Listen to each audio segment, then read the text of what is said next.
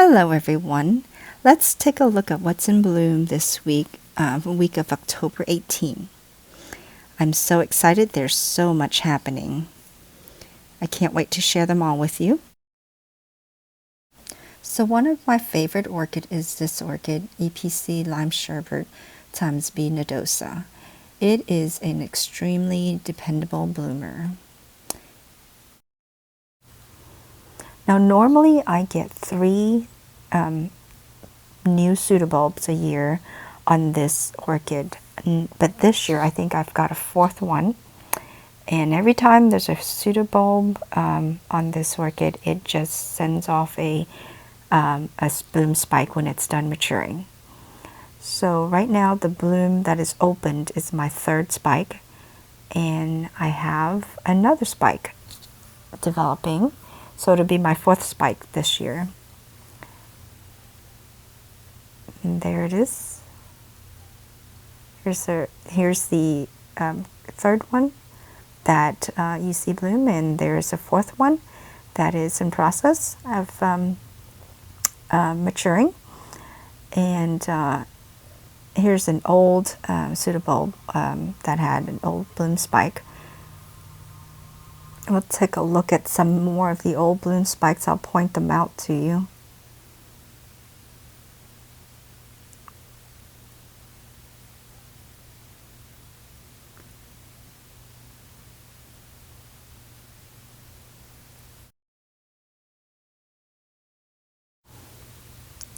And here are some cuttings, some bloom spike that I just cut off of a no ID dendrobium that had been blooming for a while, and the dendrobium's just gotten too big, so it was very hard to keep indoor.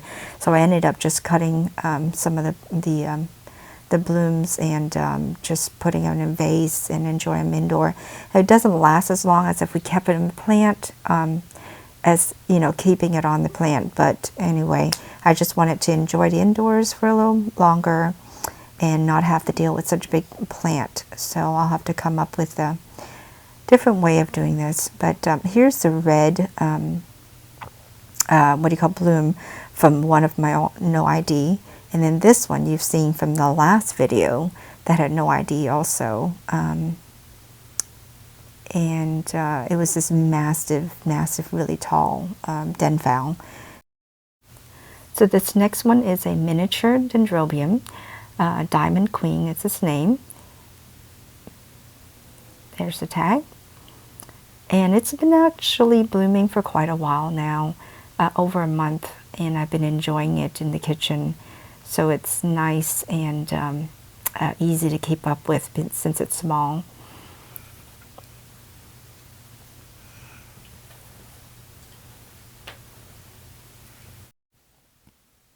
Okay, well, let's go outside and see what we have in bloom now.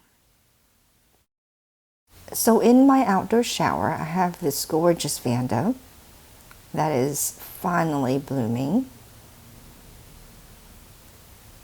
And it's fairly large. Here is the rest of it looking down on its long roots.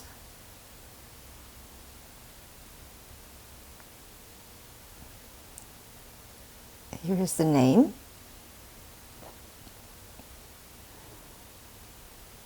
It's got this beautiful brick red color. And for first time bloomer, it has about 4 blooms on it, not too many.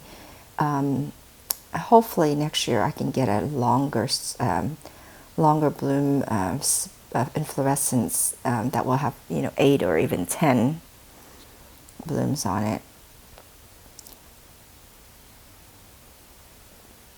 And this is Royal Genting, I believe. And it is getting ready to bloom too.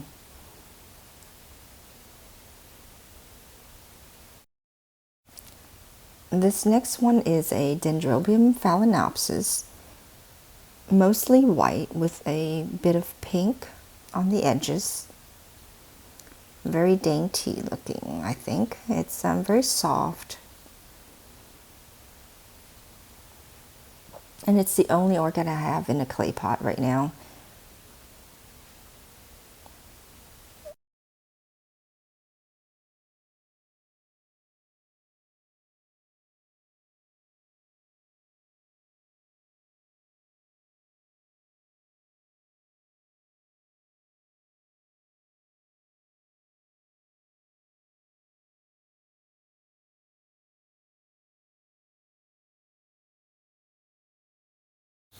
This next one is more of an upright one. It doesn't droop very much.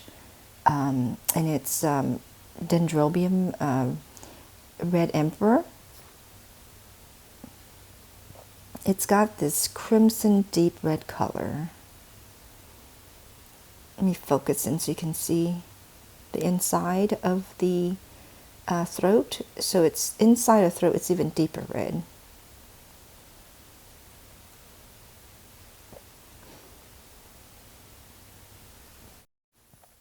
So this next one I have is also a den fowl on a tree that's right next to the Dendrobium Red Emperor.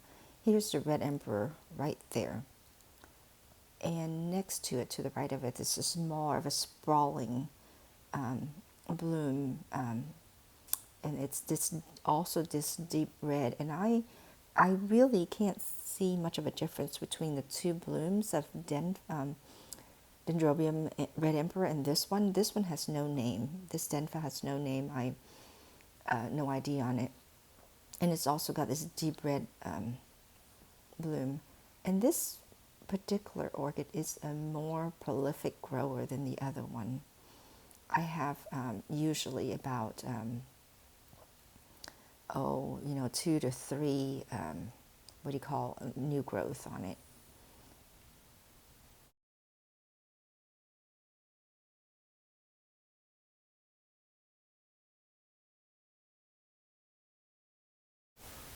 Okay, if we zoom out, we see a Vanda basket that I'm using for a white den fowl.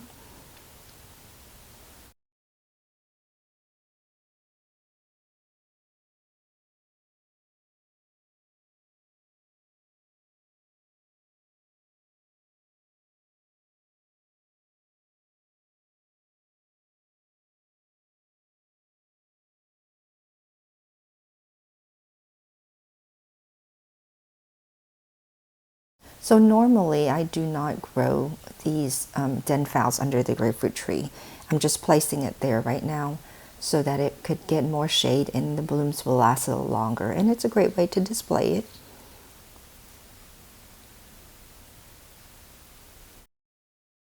So this next one is called Acadeseum Frilly Doors times something, I can't remember, but I'll put a description with the names.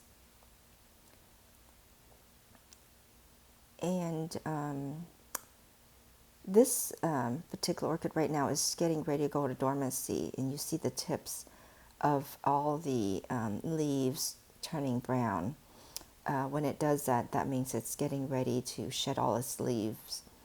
And it blooms about, I want to say 3 weeks, and then after that, it's going to, I'll put it right into like a brown bag, a paper bag, and just set it aside for the rest of the winter.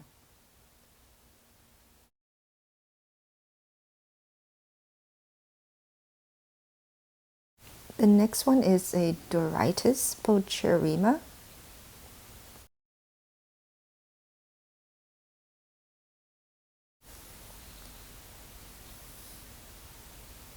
And I believe you've seen this one before during the last What's in Bloom video. So this is a fairly long bloomer, which is nice. It's placed on the bottom of my grapefruit tree with the rock garden, so it gets some shade too, but normally it prefers to grow in a little more sun.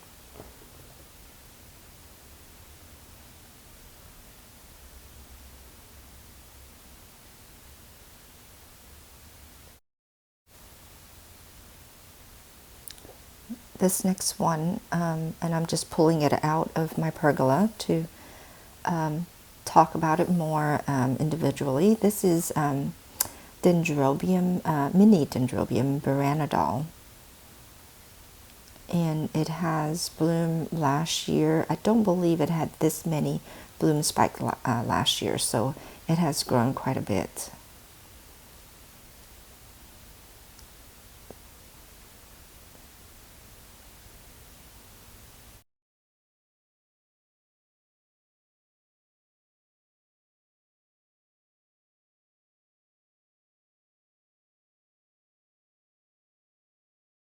You is Brassivola yellow bird.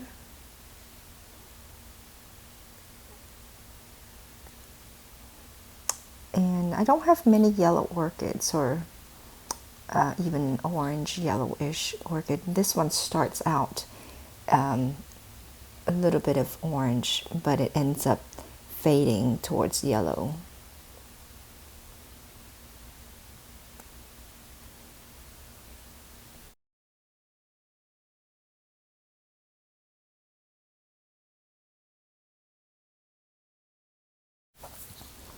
I have a couple of more that are in bloom, but not in great shape. But I'll go ahead and show them to you. This one is a cute little denfowl. I'm sorry, a mini dendrobium, and it's sick. I don't know what's wrong with it. There's hardly any leaves on it, but it's put out a little bloom spike. I've got a little keiki over here on one king, right there, and I also have a new growth right here. But there's something wrong with it. I'm not sure what it is.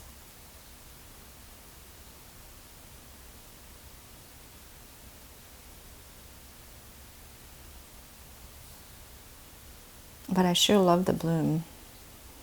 It doesn't have many roots, and it gets frequent watering. I don't think that I've rotten the roots or anything. It just never had that many root to begin with when I purchased it. It's just a little tiny clump that I purchased. So, all right, this next one is one of my favorite. It's so fragrant. It's got this chocolate smell. It's great for those of you who have it. This is a very common orchid, of course. Sherry baby, Oncidium sherry baby. And normally you see a bigger bloom spike on it, longer bloom spike, and unfortunately mine this year the bloom spike did not get very tall because I was looking at it and it was like, how odd, something has happened. Well, let me see if I can go down towards the pseudobulb and you can see that something has eaten up some of the parts of the pseudobulb.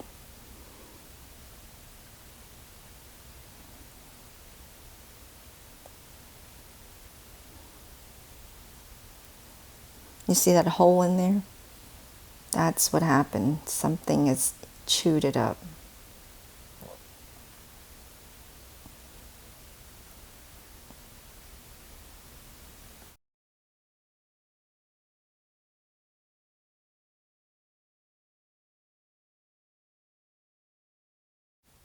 And luckily I have another pseudobulb in spike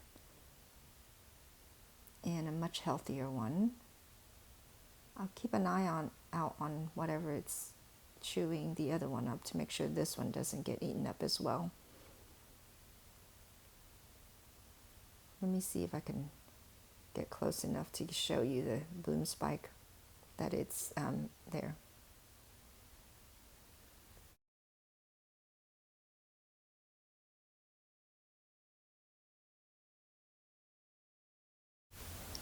Well, that's all I have for you all.